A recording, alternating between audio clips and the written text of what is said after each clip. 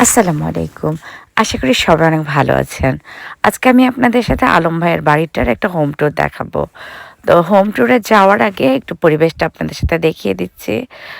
যেদিন ভাইয়ারা ক্লোজিং করলো বাড়িটা, সেদিনই আসলে আমি ধারণ করেছিলাম। প্রায় ২ মাস হয়ে যাচ্ছে, বাট একটু দেরি হয়ে গেল আপনাদের সাথে হোম ট্যুরটা দেখানোর। তো এই যে দেখেন বাড়িগুলো অনেক সুন্দর, আর প্রতিটা বাড়ি ব্রিকের। আমরা আসলে ভাইয়াদের আগেই পৌঁছে গেছিলাম বাসায়। তো এই যে আমি এখন বাড়ির ভিতরে ঢুকছি। তো ২ দিকেই যাওয়া যায়, ডান দিকে এবং বাম দিকে। আমি আপাতত বাম দিক দিয়ে আপনাদেরকে দেখাচ্ছি। এখানে একটা রুম আছে, এটাকে আপনি চাইলে গেস্ট রুম বা লিভিং রুম করতে পারেন। তো লিভিং রুমের সাথে একটা ডাইনিং। তো ডাইনিং দিয়ে আপনি যদি যান তাহলে কিচেনে চলে আসতে পারবেন। তো কিচেনটা বেশ বড়ই, তারপরেও ভাবি যেহেতু ফ্লোরিডার বাড়ির কিচেন আরও বেশি বড়, এই জন্যই ভাবি একটু বড় কিচেনই খুঁজতেছিলেন, বাট পাওয়া যায়নি। তারপরেও এটা আর কি পছন্দ হয়েছে। আর ফার্স্ট ফ্লোরে এখানে একটা রেস্টরুম আছে, এটাও ফুল রেস্টরুম, অনেক বড় না হলেও ফুল রেস্টরুম। আর এটা আপনি অফিস রুম হিসাবেও ব্যবহার করতে পারেন, বা গেস্ট রুম বা ডাইনিং যে কোনোভাবেই আপনারা ব্যবহার করতে পারেন। এখন আমি সেকেন্ড ফ্লোরে চলে যাচ্ছি। তো সেকেন্ড ফ্লোরে চলেন, রুমগুলো একটু দেখায়।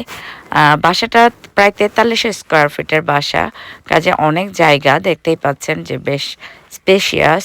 তো অনেক সুন্দর লাগছিল। তো এটা আর কি মাস্টার বেডরুম। মাস্টার বেডরুমটাই আপনাদের সাথে একটু ভালো করে দেখাবো, কারণ সব রুমই একই রকম, শুধু মাস্টার বেডরুমটা একটু বেশি বড়। তো বেডরুমের সাথে যে ক্লোজেটটা আছে, সেই ক্লোজেটটাও অনেক বড় এবং খুব সুন্দর সেলফ তৈরি করা আছে। আমার কাছে এই ধরনের ক্লোজেটগুলো বেশ ভালো লাগে, কারণ জিনিসপত্র খুব সুন্দর করে গুছিয়ে রাখা যায়। তো এই যে দেখেন বেশ বড়ই আছে যে মাস্টার বেডরুমটা। আর সাথে যে রেস্টরুমটা আছে সেটাও বেশ বড়। তো রেস্টরুমটাও একটু দেখিয়ে দিচ্ছি আপনাদেরকে। তো এখানে শাওয়ারের জন্য আলাদা স্পেস আছে, আবার হচ্ছে বেশ সুন্দর। সব মিলিয়ে রেস্টরুমটাও পছন্দ হওয়ার মতোই। তো তারপরে আপনাদের সাথে একটু শেয়ার করছি, আশা করি আপনাদেরও ভালো লাগছে। আমার কাছে কিন্তু সুন্দর বাড়িগুলো দেখতে ভালোই লাগে। তো আপনাদেরকে এখন আরও যে রুমগুলো আছে সেগুলো একটু দেখাবো। তো এখানে পাশাপাশি ২টা বেডরুম আছে। ২টা বেডরুমের জন্য এই রেস্টরুমটা। আর এখানে একটা ছোট্ট ক্লোজেট আছে, যে আপনারা টাওয়াল বা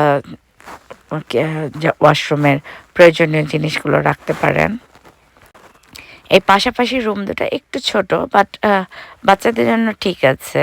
এখানেও ক্লোজেটগুলা মোটামুটি ভালোই স্পেস আছে। তারপরে একটু দেখিয়ে দিই আপনাদেরকে। এই যে বাচ্চাদের রুমের ক্লোজেটটাও বেশ বড়ই, ওয়াকিং ক্লোজেট। সবগুলো ক্লোজেটই প্রায় ওয়াকিং ক্লোজেট। আমার কাছে ক্লোজেট থাকলে বেশ ভালোই লাগে, কারণ জিনিসপত্র একটু মানে এলোমেলো কম হয়, তাহলে ভেতরে সব কিছু ঢুকিয়ে রাখা যায়। তো এখানেও এই রুমেরও ক্লোজেটটা বেশ বড়ই আছে। মোটামুটি বাসাটা যেহেতু বড় এবং স্পেসও অনেক আছে, এই বাসাটার হচ্ছে আপনার টোটাল 5টা বেডরুম আছে। তো তার মধ্যে হচ্ছে সেকেন্ড ফ্লোরে আমরা দেখলাম 4টা বেডরুম। তবে এইটা আপনারা হচ্ছে ফ্যামিলি রুম হিসাবেও ব্যবহার করতে পারেন, বা লিভিং রুম, যে কোনোভাবে আপনারা ব্যবহার করতে পারেন। এটা সেলফ দুটো আমার অনেক পছন্দ হয়েছে, কারণ আমার অনেক বই খাতা থাকে, আর এরকম সেলফ যদি করা থাকে তাহলে মানে জিনিসপত্র গুছিয়ে রাখা অনেক সহজ হয়। তো এই রুমটার সাথেও একটা বেশ সুন্দর ক্লোজেট আছে। আর আপনার এই সাইড দিয়ে আপনার যে বড় একটা লিভিং রুম, সেটাতেও নেমে যাওয়া যায়। তো এখানে হাই সিলিং হওয়ার কারণে স্পেসটা আমার কাছে বেশ ভালোই লাগে। তো আপনাদেরকে একটু নিচের যে লিভিং রুমটা আছে সেটাও দেখিয়ে দিব, চলেন একটু দেখি। তো আমি রাইট সাইড দিয়ে আর কি নেমে যাচ্ছি। তো এই লিভিং রুমটাও দেখেন, এই সেলফটাও অনেক সুন্দর। আমার এই জায়গাটা অনেক পছন্দ হয়েছিল বাসাটার। পাশেই ওয়াশার ড্রায়ার আপনারা রাখতে পারবেন, আর এটা গ্যারেজ। আর এই যে ওয়াশার ড্রায়ার আপনারা এখানে রাখতে পারবেন। এখন একটু বাইরে নিয়ে যাই আপনাদেরকে। এখানে ব্যাকইয়ার্ডে চলে আসছি আমি, যেহেতু এখনও ওঠা হয়নি ভাবিদের কাজে একটু পাতা পড়ে আছে দেখা যাচ্ছে। ব্যাকইয়ার্ডটা অত্যন্ত চমৎকার, আপনাদেরকে আমি ব্যাকইয়ার্ডটা আগেও দেখিয়েছি যখন বাড়িটা দেখতে এসেছিলাম, আর আজকে তো ক্লোজিং করা হলো। তো এই যে দেখেন অত্যন্ত চমৎকার একটা ব্যাকইয়ার্ড। আমার কাছে ভাবির বাড়ির ব্যাকইয়ার্ডটা সবচাইতে বেশি ভালো লেগেছে। তো এই যে ভাবি চলে এসছে। তো আজকের মতো বিদায় নিচ্ছি, সবাই ভালো থাকবেন, আল্লাহ হাফেজ, আসসালামু আলাইকুম।